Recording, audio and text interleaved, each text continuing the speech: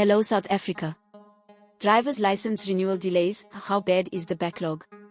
In the wake of 2 weeks routine maintenance back in April this year, and yet another breakdown of the country's only card printing machine, the Department of Transport, DOT, has publicized that there is a driver's license renewal delay of some 350,000 applicants, reports Top Auto. The breakdown of the card printing machine is the third in just 1.5 years for the country and follows the massive initial backlog caused by the downtime and aftermath of the COVID-19 pandemic. We'll have to wait and see how the DOT reacts to the most recent card machine breakdown.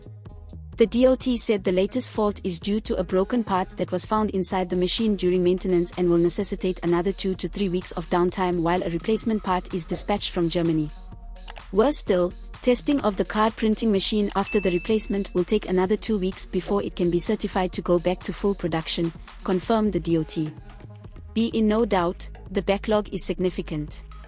If you were to renew your license today, you'd have 350,000 people ahead of you waiting in the queue for theirs to be processed and printed. The DOT has said there is a catch-up plan to address the backlog, and it hopes the deficit will be cleared by August 2023. We pay cash for videos. WhatsApp 060 011 021 1. This is Leah for the South African.